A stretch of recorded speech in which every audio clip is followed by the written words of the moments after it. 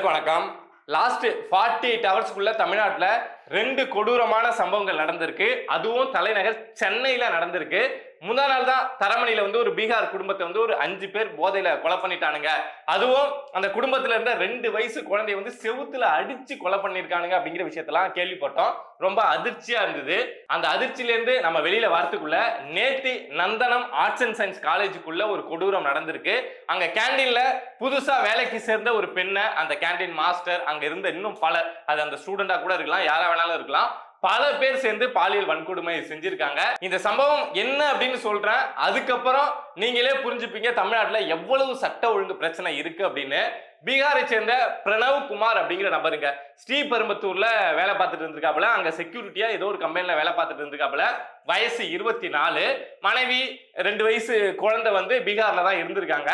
But ரொம்ப நாளா பிரிஞ்சே இருக்கிறதுனால மனைவியும் வர வச்சு இங்க வேற எங்கேயாவது வேலை தேடிக்கலாம், சென்னைக்குள்ளேயே அடையார் அந்த பகுதியிலே ஏதாவது வேலை தேடிக்கலாம், அங்க நமக்கு தெரிஞ்சவங்க நிறைய பேர் இருக்காங்க அப்படின்னு சொல்லிட்டு மனைவியையும் குழந்தையவும் பீகார்ல இருந்து இந்த பிரணவ் குமார் சென்னைக்கு வர வச்சிருக்காரு. ஸ்ரீபெரும்புத்தூர்ல ஒரு கம்பெனில செக்யூரிட்டியா வேலை பார்த்தாருன்னு சொன்னால அந்த வேலையை விட்டுட்டு தரமணியில தெரிஞ்ச அந்த ஃப்ரெண்ட்ஸ் சர்க்கிள் இருக்கும்ல, பீகாரை சேர்ந்தவங்க இங்க நிறைய பேர் வேலை பார்ப்பாங்கல்ல, சோ அவங்கள வச்சு அங்க வேலை பார்த்திருக்காரு. நிறைய கம்பெனில போயிட்டு இன்டர்வியூலாம் அட்டன் பண்ணிருக்காரு. இன்னும் ஒரு வாரத்திலேயே 10 நாள்லயே வேலை கிடைச்சிரும் அப்படிங்கிற மாதிரி இருந்திருக்கு. பட் இதுக்கு முன்னாடி ஒரு ஸ்ரீபெரும்புத்தூர்ல வேலை பார்த்தாரு, அங்க தங்கிட்டு இருந்தாரு. ஆனா இப்ப மனைவி 2 வயசு குழந்தை எல்லாம் வந்திருக்காங்க இல்லையா, சோ எங்க தங்குறதுன்னு தெரியல, வேலையும் இல்ல அப்படிங்கிறதுனால ஃப்ரெண்ட்ஸ் கிட்ட சொல்லி இந்த மாதிரி வேலை தேடிட்டு இருக்கேன், கொஞ்ச நாள் தங்கிக்கிறேன் அப்படின்னு சொல்லிட்டு அங்க இருக்கக்கூடிய பீகாரை சேர்ந்த சில நபர்களுடைய அறிமுகத்தால ஒரு இடத்த தங்குறாரு. பீகார்காரங்களுக்கு ஹெல்ப் பண்ண மாட்டாங்களா என்ன, சோ அத மாதிரி ஹெல்ப் பண்றாங்க.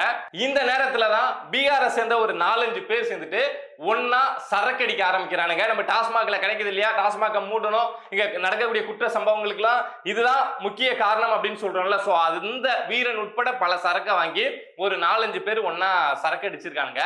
அடிச்சதுக்கு அப்புறம் எவனோ ஒருத்தன் சொல்லியிருக்கான், பிரணவ் குமார் ஒய்ஃப் நான் அடையணும் அப்படின்னு சொல்லியிருக்கான்.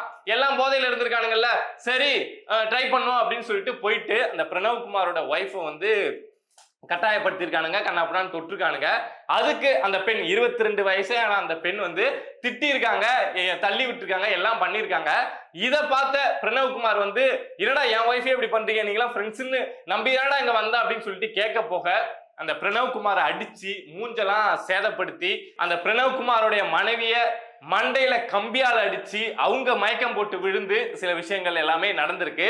அந்த நேரத்துல இந்த சம்பவம் நடக்கிற ஒரு 5 பேரு ஒரு 2 பேரை இதை மாதிரி பண்றாங்க அப்படின்னா 2 வயசு குழந்தை, அந்த பிரணவ் குமாருக்கும் அவங்க மனைவிக்கும் 2 வயசு குழந்தை இருக்காங்க.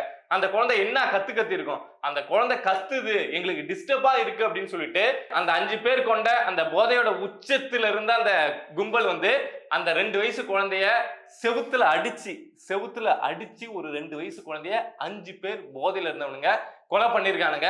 3 பேரையுமே கொலை பண்ணிட்டானுங்க. கொன்னுட்டு போதையில இருந்தானுங்க இல்லையா, என்ன பண்றதுன்னு தெரியாம குழந்தைய கொண்டு போயிட்டு ஒரு குப்பை தொட்டி, எங்கேயோ இருக்கக்கூடிய ஒரு குப்பை தொட்டி, அந்த பிரணவ் குமாரோட மனைவியை கொண்டு போயிட்டு அங்க இருக்கக்கூடிய பக்கிங்ஹாம் கால்வாயில தூக்கி போட்டிருக்கானுங்க.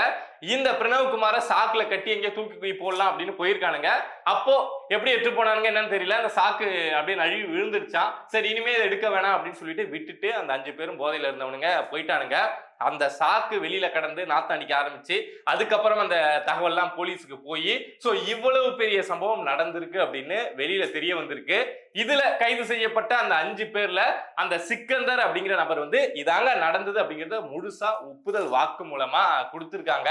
சோ இந்த சம்பவத்துக்கு, இவ்வளவு கொடூரமான சம்பவம், போதையை மையமா வச்சு நடந்த இந்த சம்பவத்துக்கு இந்த தமிழ்நாடு அரசு என்ன பதில் சொல்லும், என்ன சப்பக்கட்டு கட்டும் அப்படின்னு எல்லாரும் எதிர்பார்த்துட்டு இருந்தோம். ஏன்னா பீகார்ல இருந்து ஒரு குடும்பம் தன்னுடைய பொழப்புக்காக, தன்னுடைய சாப்பாட்டுக்காக இங்க இருந்த குடும்பம் இப்படி கொடூரமான முறையில கொலை செய்யப்பட்டிருக்கு.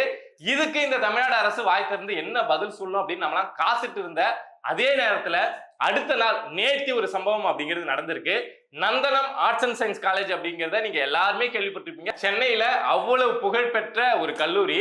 அந்த கல்லூரி கேண்டீன்ல இப்ப புதுசா வந்து ஒரு பெண் வந்து வேலைக்கு சேர்ந்திருக்காங்க.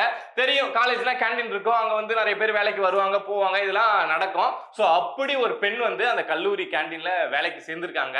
சேர்ந்து கொஞ்ச நாள் தாங்க ஆகுது. அந்த பெண்ணை அந்த கேண்டீன் மாஸ்டர், அவனுக்கு தெரியும் இல்லையா அந்த பெண் அங்கதான் வேலை செய்யறாங்க, கேண்டீன்ல வேலை செய்யறாங்கன்னா அவனுக்கு தெரியும் இல்லையா. சோ அவன் அந்த பெண்ணை பாலியல் வன்கொடுமை செஞ்சிருக்கான். அவன் மட்டும் செய்யல, இன்னும் பல பேரை சேர்த்துக்கிட்டு, அது அந்த கேண்டீன்லயே வேலை செஞ்சவங்களா இல்ல அந்த காலேஜ்ல இருக்கக்கூடிய ஸ்டூடெண்ட்ஸா என்னன்னு தெரியாம அந்த பெண்ணை சித்திரவதைப்படுத்தி பல பேர் சேர்ந்து பாலியல் வன்கொடுமை அப்படிங்கிறத செஞ்சிருக்காங்க. முந்தா நாள் தான் தரமணியில இப்படி ஒரு சம்பவம் நடந்துச்சு அப்படின்னு நம்மளாம் அதிர்ச்சியா இருக்க. இதே டைம்ல நேத்தி ஒரு கல்லூரி வளாகத்துக்குள்ள, ஒரு காலேஜ் கேம்பஸ்க்குள்ள இந்த சம்பவம் நடந்திருக்கு. இதுக்கு முன்னாடி அண்ணா யூனிவர்சிட்டிக்குள்ள எவ்வளவு பெரிய ஒரு சம்பவம் நடந்தது அப்படின்னு நமக்கு தெரியும். ஞானசேகரன் அப்படிங்கிற ஒரு பொறுக்கி அண்ணா யூனிவர்சிட்டிக்குள்ளேயே போயிட்டு வீடியோ எடுக்கிறது, பெண்களை மிரட்டுறது அப்படின்னு அவ்வளவு பெரிய இஷ்யூவா மாறிச்சு. சரி, இனிமேலாவது கல்லூரி வளாகம்னா இந்த அரசு வந்து ரொம்ப பாதுகாப்பா வச்சுக்கும், எதுவும் நடக்காம பாத்துக்கும் அப்படின்னு பார்த்தா, இப்போ நந்தனம் ஆர்ட்ஸ் அண்ட் சயின்ஸ் காலேஜ் அந்த கேம்பஸ்க்குள்ள அங்க வேலை பார்த்த ஒரு பெண்ணுக்கு இத மாதிரியான ஒரு பாலியல் வன்கொடுமை நடந்திருக்கு. இந்த பாவம்லாம் இருக்குல்லங்க, இந்த காவல்துறையை சரியா கட்டுப்பாட்டுல வைக்காம ஒரு முறையா நடத்தாம என்னென்னமோ பண்ண விட்டு, கட்சி ஆளுங்களுக்கெல்லாம் அதிகாரம் கொடுத்து ஏதோ பண்ண விட்டு சட்ட ஒழுங்கு பிரச்சனையை சரியா வச்சிக்காததுனால இவ்வளவு சம்பவங்கள், இவ்வளவு உயிர்கள், இவ்வளவு பெண்களுக்கு பாதிப்பு அப்படின்னு நடக்குது இல்ல. இந்த பாவத்தெல்லாம் இந்த ஸ்டாலின் அவர்களும் அந்த அடுத்து ஆசைப்படக்கூடிய உதயநிதி அவர்களும் எங்க போய் கொட்ட போறாங்க அப்படின்னே தெரியல. எப்பயாவது ஒரு சம்பவம் நடந்தது அப்படின்னா தெரியாம நடந்துச்சு, எந்த ஒரு நல்ல அரசா இருந்தாலும் அதுல குற்ற சம்பவங்கள் அப்படிங்கிறது நடக்கும் அப்படின்னு எடுத்துக்கலாம். ஆனா தினம் தினம் இந்த மாதிரி ஒரு சம்பவத்தை கேள்விப்படுறது, தமிழ்நாடு ஒரு பாதுகாப்பான மாநிலமா, குறிப்பா பெண்களுக்கு பாதுகாப்பான மாநிலமா அப்படிங்கிற கேள்வி என் மனசுக்குள்ளேயே வர ஆரம்பிச்சிருச்சுங்க.